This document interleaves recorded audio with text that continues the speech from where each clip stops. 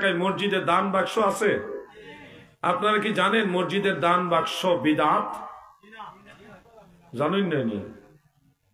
তাহলে শুনুন, প্রিয় নবীজি, সাহাবাই কারাম, তাবিঈগণ, তেনাদের জামানায় মসজিদে বা কোন প্রতিষ্ঠানে দান বাক্স ছিলই না। অনেক পরে এই দান বাক্স আবিষ্কার হয়েছে। সবাই আলেমরা সবাই জানে এটা বিদআত, কিন্তু নাজায়েজ না। এটা বিদআত হলেও দান সংগ্রহের জন্য সহযোগিতা করে বিদায় এটা বিদআতে হাসানা, এটা উত্তম বিদআত, জায়েজ বিদআত, এটা সওয়াবের কাজ। তার মানে বোঝা যাচ্ছে বিদআতের মাঝেও কিছু ভালো বিদআত আমরা গ্রহণ করছি। যদি গ্রহণ না করে থাকেন তাহলে দান বাক্স রাখছেন কেন? দান বাক্স তো সুন্নত না, এটা তো বিদআত, কিন্তু বিদআতে হাসানা। দ্বিতীয়ত, আপনারা মসজিদের মধ্যে নামাজ পড়ার জন্য কাতার সোজা করেন, সেই কাতার সোজা করার স্বার্থে একটা দাগ আছে না নাই? দাগ আছে না নাই? আপনারা কি জানেন মসজিদের কাতার সোজা করার দাগ বিদআত? জানা আছে তো? জানেন না? তাহলে শুনুন, ফতোয়া শামির মধ্যে উল্লেখ, মসজিদে কাতার সোজা করার দাগ এটা বিদআত। রাসূল পাক সাল্লাল্লাহু আলাইহি ওয়াসাল্লাম, সাহাবাই কেরাম, তাবিঈগণ, তিনাদের জামানায় দাগ ছিল না। অনেক পরে কাতার সোজা করার সুবিধার্থে মুসলমানের এই দাগ আবিষ্কার করেছে। যদিও এটা নতুন আবিষ্কার, সালাফদের যুগে ছিল না, পরে আবিষ্কৃত, তথাপিও এটা কাতার সোজা করার কাজে সহযোগিতা করে বিধায় এটা বিদআতে হাসানা, এটা জায়েজ আছে।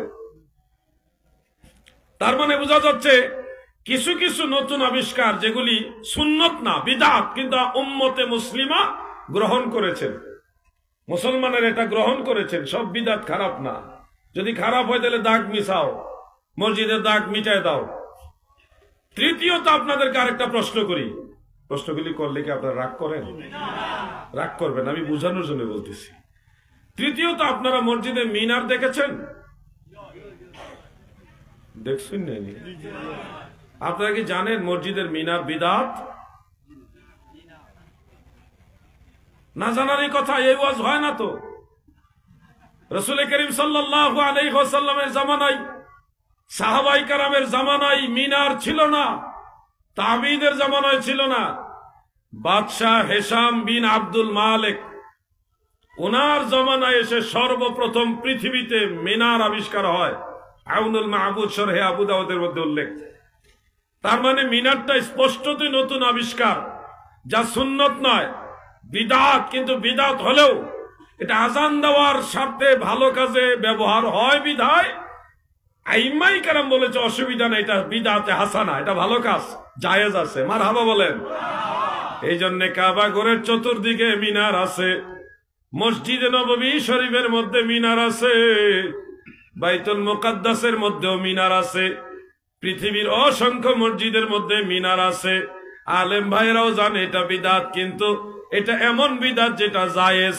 তার মানে বোঝা যাচ্ছে বিদআতের মধ্যে এক ধরনের বিদআত উম্মতে মুসলমানের মাঝে গ্রহণ যোগ্যতা পেয়েছে, তারা এটা গ্রহণ করেছে। সব বিদআত খারাপ না, খারাপ হলে মিনার ভাঙ্গ। এবার চতুর্থ প্রশ্ন করি আপনাদেরকে, আপনারা এই প্রশ্নগুলি শিক্ষার উদ্দেশ্যে নিবেন। আপনাদের এলাকার মসজিদে ইমাম সাহেব যেখানে দাঁড়ান, ইমাম সাহেবের বরাবর এরকম একটা ঘর, মেহরাব আছে না নাই? আপনারা তো জানেনই যে মেহরাব বিদআত। মেহরাব যে বিদআত জানেন না, তাহলে আজকে জেনে রাখুন মেহরাবও বিদআত। রাসূলের পাকের জামানায় মেহরাব ছিল না, পরে আবিষ্কার হয়েছে। হারবুন থেকে হলো মেহরাব, মানে যুদ্ধের অস্ত্র রাখার সুবিধার্থে এরকম একটা জায়গা আবিষ্কৃত হয়েছে। যদিও এটা বিদআত, কিন্তু নাজায়েজ না, এটা জায়েজ বিদআত, এটা বিদআতে হাসানা। আরো যে একটা প্রশ্ন করি, আপনারা কি জানেন কোরআন শরীফের ভিতরেও বিদআত আছে? টেনশনে পড়ে গেছে। জের, জবর, ফের, জজম, তাসদীদ আছে না নাই? এই সব বিদআত। রাসূলের পাকের জামানায় কোরআন শরীফের ভিতরে জের জবর ছিল না, এই হরকত এরাব ছিল না, সাহাবীদের জামানায় ছিল না। বাদশাহ হাজ্জাজ বিন ইউসুফের জামানায় মুসলমানদের কোরআন তেলাওয়াতের সুবিধার জন্য এই জের, জবর, ফের, জজম, তাসদীদ পর্যায়ক্রমে এগুলি সংযোজন করা হয়েছে। সংযোজন করাতে আমাদের কি উপকার হয়েছে না ক্ষতি হয়েছে? যদি এগুলি না থাকতো আমরা তো প্রতি শব্দে শব্দে ভুল করতাম। জের জবর থাকাতে আমাদের ভুল হয় না আলহামদুলিল্লাহ, বা খুব কম ভুল হয়। দাদু, এই জের জবর ফের জজম তাসদিদ হরকত এরাব কোরআনের ভিতরে রয়েছে। উলামায়ে কেরাম সবাই জানে এগুলি বিদআত, কিন্তু এটা বিদআত হলেও নাজায়েজ নয়, এটা বিদআতে ওয়াজিবা, জরুরি বিদআত, মুসলমানের জন্য অতীব প্রয়োজনীয় বিদআত। মারহাবা বলেন। বিদআত সওয়াবের কাজ, এটা নাজায়েজ না। তার মানে আমি বুঝাতে চাচ্ছি ইসলাম ধর্মে অনেক বিদআত আমরা আমল করি। যারা মিলাদ বিদআত, শবে বরাত বিদআত, শবে মেরাজ বিদআত এই ধরনের ফতোয়া সাপ্লাই দেন, তারা নিজেরাই অনেক বিদআতের সাথে জড়িত। যেমন একামত দেওয়ার আগেই অনেক মসজিদে বলে, মুয়াজ্জিন সাহেব দাঁড়িয়ে কাতার সোজা করুন, মোবাইল ফোন বন্ধ করুন। একামত হওয়ার আগেই বলে কিনা ভাই? এটা একটা জঘন্য বিদআত। একামতের আগে কোন মুসল্লিকে দাঁড়িয়ে কাতার সোজা করুন বলা যাবে না, রাসূলের সুন্নতের খেলাফ এটা। প্রিয় নবীজি একামত শেষ হওয়ার পরে বলতেন কাতার সোজা করুন।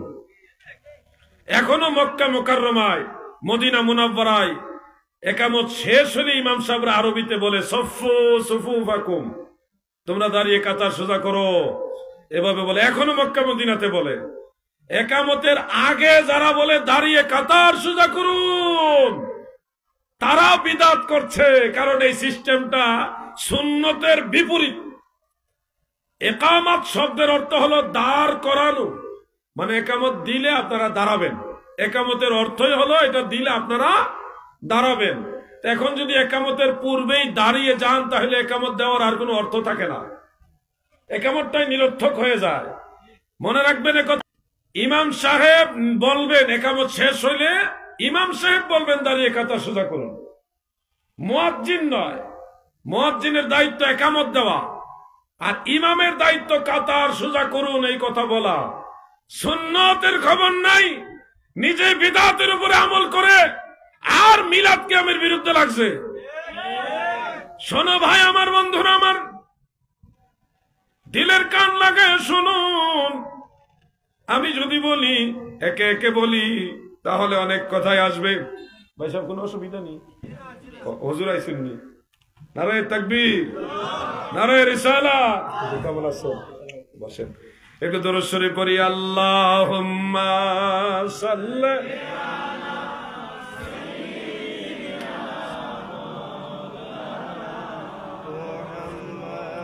ওয়া আলা আলি সাইয়্যিদিনা।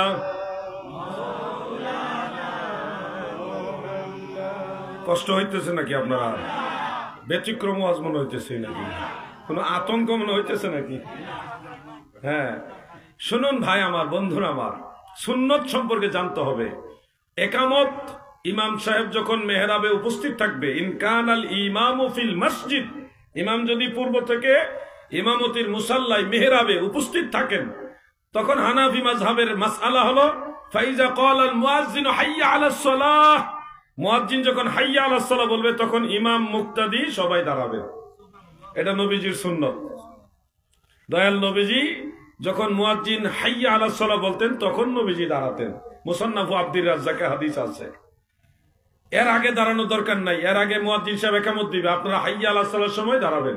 দাঁড়ায়া ইমাম সাহেবের উচিত তিনি যেন কাতার সোজা হয়েছে কিনা এটা ভালোভাবে লক্ষ্য করেন।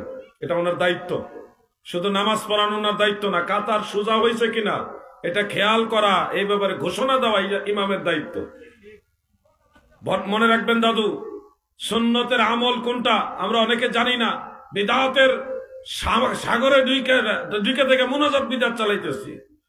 ও ভাই আমার, বন্ধুরা আমার, আমাদের দেশে আরেকটা জঘন্য বিদআত হলো, সবচেয়ে মারাত্মক খারাপ বিদআত হলো গায়ে হলুদের অনুষ্ঠান। বর্তমানে যে গায়ে হলুদের অনুষ্ঠানের নামে বড় বড় বক্স লাগিয়ে ছেলে মেয়ে নৃত্য করে, গান বাজনা বাজিয়ে ছেলেরা মেয়েরা নাচে, এবং ছেলেদের বিয়ের সময় ভাবি দিয়ে মহিলা দিয়ে গোসল করায়, এটা জঘন্য বিদআত, কবিরা গুনাহ, হারাম। আপনার ছেলেকে এটা ঠিক করেন না, বাড়িতে গেলে আবার ধরতেও পারে। আপনার ছেলেকে তার দাম্পত্য জীবনের প্রথম শুরুর সময়টাই আপনি কবিরা গুনাহ দিয়ে শুরু করছেন, তাহলে আপনার ছেলের সংসার জীবনে রহমত বরকত কেমনে আসবে বলেন? আপনি তো বিসমিল্লাহ যে শুরু করবেন ভালো কাজ দিয়ে শুরু করেন না, শুরু করছেন কবিরা গুনাহ দিয়া। অতএব ছেলে হোক মেয়ে হোক, বিয়ের শুরুতে গায়ে হলুদের অনুষ্ঠানের নামে এই ধরনের বেহায়াপনা কাজ আপনারা করবেন না। বলেন ইনশাআল্লাহ। সবাই বলেন ইনশাআল্লাহ। প্রিয় ভাই আমার, এবার আসুন আরেকটা বিদআতের কথা আপনাদেরকে শোনাই। প্রতিনিয়ত অনেক বিদআত আমরা করি, অনেক বিদআত রয়েছে ভালো, অনেক বিদআত রয়েছে গুনার কাজ। এবার একটা ভালো বিদআতের কথা বলবো, আর একটা মন্দ বিদআতের কথা বলবো। ভালো বিদআতের কথাটা তো সবার জন্যই ভালো হবে, মন্দ বিদআতের কথাটা বললে কারো না কারো উপরে গিয়ে পড়তেও পারে, রাগ হবেন না, শিক্ষার জন্য নিবেন। ভালো বিদআত হলো, আমার ভাইয়েরা বন্ধুরা দিলের কান লাগায় শুনো, ভালো বিদআত হলো জুমার নামাজে আমরা যে ইমাম সাহেবের খুতবা শুনি, সেই খুতবার মধ্যে দ্বিতীয় খুতবার ভিতরে 4 খলিফার নাম উচ্চারণ হয়, ইমাম হাসান ইমাম হুসাইনের নাম উচ্চারণ হয়, খাতুনে জান্নাতের নাম বলা হয়, নবীজির 2 চাচার নামও বলা হয়, হয় কিনা? আল্লাহ রসুলের জামানায় খুতবার মধ্যে 4 খলিফার নাম, হাসান হুসাইনের নাম, মা ফাতেমার নাম, নবীজির চাচাদের নাম ছিল না, কারণ ওই সময় তো 4 খলিফাই হয় নাই। নবীজির জামানায় ওনারা কি খলিফা হয়েছে? তাহলে খলিফা হিসেবে ওনাদের নাম খুতবায় আসা, এটা তো চিন্তা সহজ বিষয়টা বুঝেন, চিন্তার বিষয়, যেটা আসবেই না। 4 খলিফার জামানায়ও সানি খুতবার মধ্যে 4 খলিফার নাম ছিল না। আরো পরে হযরত ওমর ইবনে আব্দুল আজিজ রাহমাতুল্লাহ আলাইহি, ফকিহ তবকার তাবেঈ, ওনার জামানায় এসে এই 4 খলিফার নাম হাসনাইনে কারিমাইনে আলাইহিমাস সালাম, খাতুনে জান্নাত হযরতে ফাতেমাতুজ জাহরা রাদিয়াল্লাহু তাআলা আনহা, নবীজির চাচা হযরতে আমির হামজা, হযরতে আব্বাস রাদিয়াল্লাহু তাআলা আনহুমা, ওনাদের নাম সংযোজিত হয়েছে। এটা সবাই জানেন, মুহাক্কিক আলেমরা সবাই জানেন এটা বিদআত, কিন্তু এটা নাজায়েজ বিদআত নয়, জায়েজ বিদআত, বরং এটা সুন্নত বিদআত। মারহাবা বলেন। সুন্নত বিদআত আবার হয় কেমনে? সুন্নত বিদআত হয় সহিহ মুসলিমের ওই হাদিস অনুযায়ী, মান সান্না ফিল ইসলামে সুন্নাতান হাসানা, যারা ইসলামের মধ্যে ভালো কোন রেওয়াজ মানে সুন্নতে হাসানা প্রচলন যারা করবে, কানা লাহু আজরুন, তার জন্য রয়েছে সওয়াব, প্রতিদান। তার মানে উত্তম আবিষ্কারগুলোকে আল্লাহর রাসূল সাল্লাল্লাহু আলাইহি ওয়াসাল্লাম এক সুন্নত বলেছেন। ওই দৃষ্টিতে 4 খলিফার নাম, হাসনাইনে কারিমাইনের নাম, খাতুনে জান্নাতের নাম, রাসূল পাকের 2 চাচার নাম খুতবার মধ্যে সংযোজন হয়েছে, এটা হলো সুন্নতে হাসানা। এটা কি? সুন্নতে হাসানা, মানে বিদআতে হাসানা। এটা জায়েজ আছে, সওয়াবের কাজ, অবশ্যই খুতবার মধ্যে বলার চেষ্টা করতে হবে। এবার মন্দ বিদআত বলবো, নিজের উপরে নিবেন না দাদু গো। ছাত্র বয়সে আমরা 60 কাটা পাঞ্জাবি পরেছি, এখানে হয়তো অনেকের আছে 60 কাটা পাঞ্জাবি, অভ্যাসজনিত কারণে, আদতজনিত কারণে পড়তে পারবেন, অসুবিধা নাই। এটা ধর্মীয় পোশাকের সাথে সাদৃশ্যপূর্ণ একটা পোশাক, এটা আপনি পড়তে পারবেন, কোনো অসুবিধা নাই। কিন্তু আপনি যদি বলেন এই কুনাফারা বা 60 কাটা পাঞ্জাবি সুন্নত, তাহলে হবে এটা বিদআত, গুনার কাজ হবে।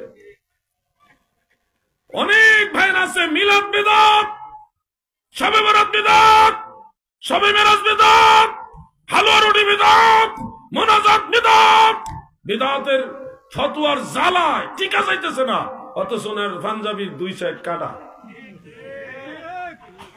উনি যে পাঞ্জাবি পরা বিদআত ফতোয়া দিচ্ছে, ওনার পাঞ্জাবিটাই বিদআত।